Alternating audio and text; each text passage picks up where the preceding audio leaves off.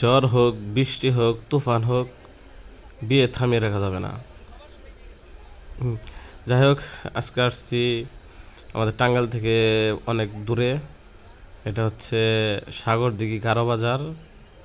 ওই রাবার বাগান আপনারা তো শুনছেন, রাবার বাগানের কাছাকাছি। তো ছোটো ভাই বললেও চলে, এমনকি বন্ধু বললেও চলে। প্রবাসে একসাথে ছিলাম অনেক বছর। তো ওনার বিয়ের দাওয়াত খাইতে আসছি, বৃষ্টিতে ভিজতে ভিজতে আসতে হচ্ছে। কিন্তু এখন আল্লাহর রহমতে বৃষ্টি নাই।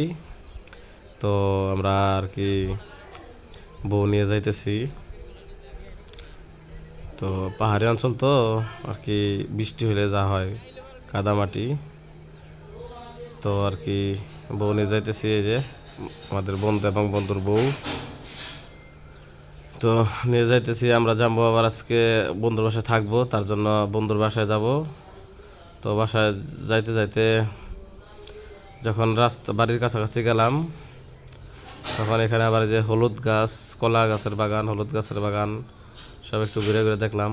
এবং কি এমন জায়গায় এসে আমাদের গাড়িটা আটকা পড়ছে। এখান থেকে প্রায় 1 কিলোমিটারের মতো হাইটে যাইতে হবে বন্ধুর বাসায়। তো অপেক্ষা করলাম যে কনে এবং বরকে নিয়ে যাওয়ার জন্য অটো আসতে চাইছিল, তো কিন্তু অটো আসতে পারে নাই, তার জন্য ভ্যান আসছে। তো দেখি ভ্যানে উঠাই দেওয়া যায়। আমরা ভ্যানে উঠাই দিয়ে বরকে এবং কনেকে তারপরে আমরা বন্ধুর বাসায় চলে যাব। যেহেতু আমাদের সাথে মোটরসাইকেল আছে, দেখি যে কেদারমাটি আল্লাহ জানে, ভয় তো হইতেছে। আজকে কেদার মধ্যে চুবানি না খেলে হয়েছে, লাল মাটি যে অবস্থা। যাই হোক, দেখি কী অবস্থা হয়।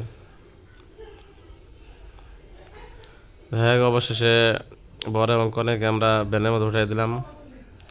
তো উঠাই দেওয়ার পরে ভাবলাম যে যেহেতু 1-2 কিলোমিটার দূরে আছি, এখানে তো মোটরসাইকেল রাইখাও যাওয়া যাবে না, তার জন্য নিয়ে যাই। দেখেন কি অবস্থা, আল্লাহ সুবহান আল্লাহ, কি রাস্তা এখানে, কি অবস্থা।